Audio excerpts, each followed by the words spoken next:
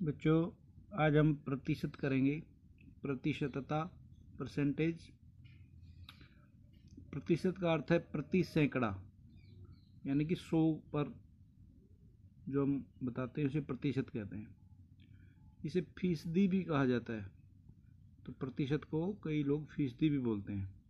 इसे इस चिन्ह से व्यक्त करते हैं, ये डंडा टेढ़ा करके 1 0 इधर 1 0 इधर, तो इसे कहते हैं प्रतिशत, यानी कि 100 के ऊपर। उदाहरण से समझ में जल्दी आएगा।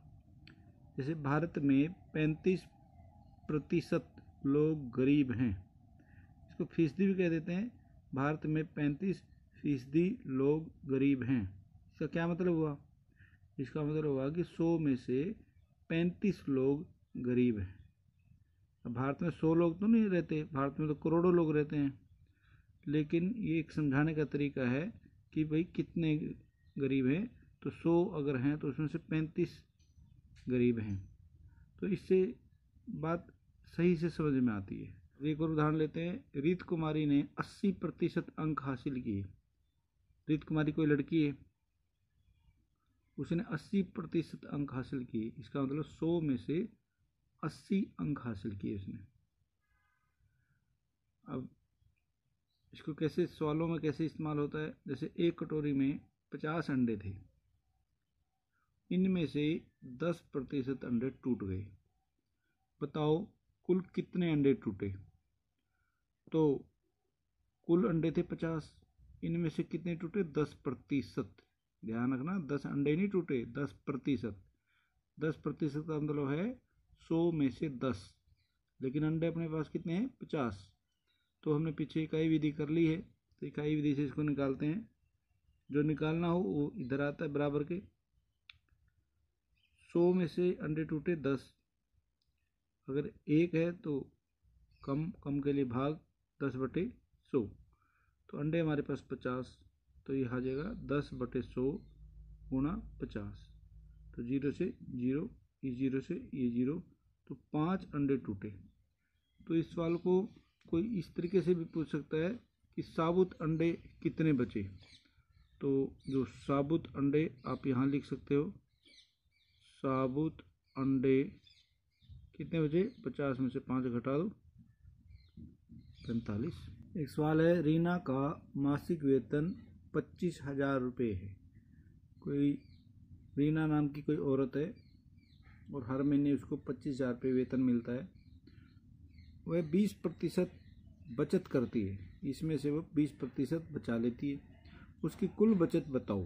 तो हम उसको इकाई विधि से आसानी से कर सकते हैं। 20% का मतलब है 100 रुपये कमाती है तो 20 बचा लेती है। तो कुल वेतन 100 रुपये हुआ तो बचाती 20 रुपये। तो 1 होगा तो 20/100। अगर 25,000 होगा तो ज़्यादा बचाएगी, 20/100 गुणा 25,000। तो 1 0 से ये 0 कट गई, इस 0 से ये 0 कट गई। आप कोई भी 0 काट सकते हो, हम 2 0 यहाँ से भी काट सकते हैं, उत्तर वही आएगा। तो फिर 25 दूनी 50 और 2 0 पीछे, तो ये आ गया 5,000। तो इस तरह बोर्ड एग्जाम का एक क्वेश्चन है, ये 2018 में आया था। 84% बराबर है, तो इसका हम हल शुरू करते हैं। 84% अभी किसके बराबर है? प्यारे बच्चों, आपको पता है कि 84% को अगर हम लिखेंगे तो ये बनेगा 84/100।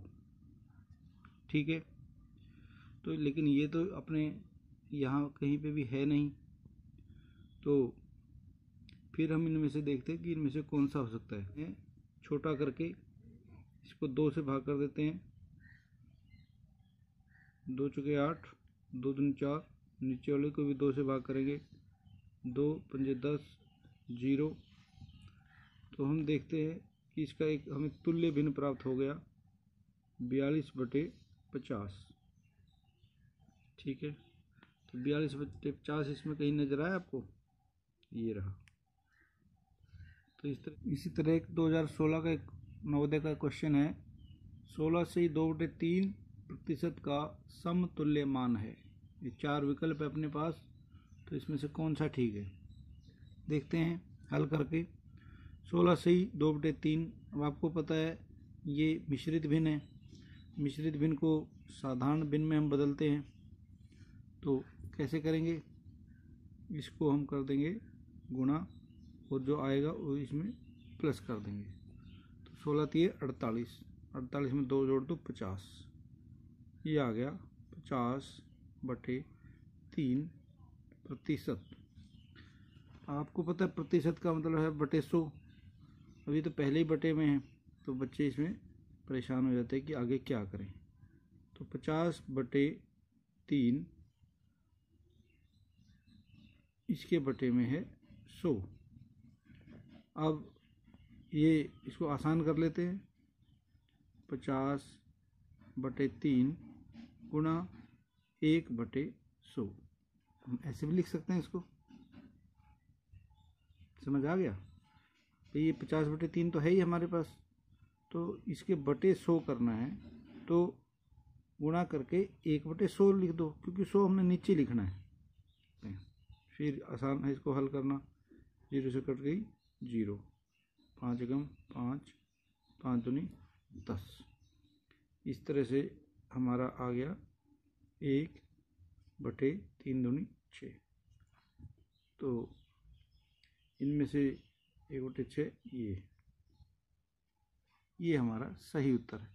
इसका एक 2016 का क्वेश्चन है, नई दिल्ली से हरिद्वार तक के रेल टिकट का मूल्य 15% अधिक कर देने पर ये 759 रुपये हो जाता है। टिकट का असली मूल्य क्या था? तो नई दिल्ली से हरिद्वार तक का जो ट्रेन का जो टिकट है वो 15% अधिक कर दिया गया, यानी कि महंगा हो गया। तो उस पर वो 15% जब ज़्यादा हो गया तो वो हो गया 759 रुपये। टिकट का असली मूल्य क्या था? तो असली मूल्य यानी कि पहले कम मूल्य होगा, तो 759 से जो कम होगा वो हम देखते हैं। तो ये सारे ही हमारे पास विकल्प हैं, एक इसमें से ठीक है। तो अब हम इसको हल कर, अब इसका हल है कि 15% जब टिकट की वृद्धि हो गई तो इसका मतलब है 100 पर 15 रुपये और बढ़ गए। तो ये यानी कि पहले 100 रुपये की कोई टिकट थी वो अब 115 रुपये की हो गई। आसान है तो समझना, ठीक है। अब हम इकाई विधि से इसको निकालेंगे, लेकिन ध्यान रहे ये 115 इधर आएगा, क्योंकि हमें जो 15% की वृद्धि के बाद जो रेट है वो दे रखा है और जो पहले वाला रेट निकालना है। तो पहले वाला प्रतिशत के हिसाब से जो चीज़ निकालनी है इधर आएगी। तो अब टिकट का रेट होगा 115, तो पहले कितना था 100, 1 है तो 1 के लिए कम, कम के लिए भाग, 100/115। अब 759 अब का रेट है टिकट का, तो पहले कितना था 100/115 गुणा 759। अब इसको यहाँ से आगे हल करते हैं। इसको देखते हैं, 5 पे दोनों जाते हैं, 5 दूनी 10, 0 की 0, ऐसे ही 5 दूनी 10 बचा 1, तो 5 × 15। अब ये आगे कटते नहीं है तो अब हम इसको यहाँ काटेंगे। तो कुछ बच्चे इसको डायरेक्ट भी कर सकते हैं, 759 को 23 से भाग दे दो, ये है 2, ये 7, तो 2 × 3 = 6, तो 3 पे इसके जाने की संभावना है। 3 पे हम लिख देते हैं, 3 × 9, 3 दूनी 6, तो घटाएंगे अब इसको, तो ये बच गया 6। अब 9 उतारेंगे तो फिर से अपने पास यही आ गया, तो यानी कि फिर से ये 3 पर चला जाएगा, शेष पर कुछ बचा नहीं, ये पूरा भाग हो गया। तो यानी कि 23 को काट के आप लिख दो 1, इसको काट के यहाँ लिख दो 33। अब 33 और 20 को गुणा कर लो। 33 और 20 को गुणा करेंगे तो ये आएगा 660 रुपये, लिख देते हैं इसके आगे।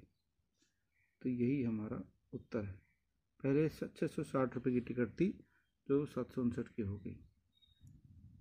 ये प्रतिशत के कुछ सवाल मैं होमवर्क के रूप में दे रहा हूँ, इनको आप देख लें अच्छे से और अपनी कॉपी पर इनको हल कीजिए। जितना ज़्यादा आप हल करोगे उतना ही आपका गणित स्ट्रॉन्ग होगा और कॉन्सेप्ट आपको अच्छे से समझ में आएगी। तो ये घर में अपने कॉपी पर ये सवाल कीजिए, ठीक है।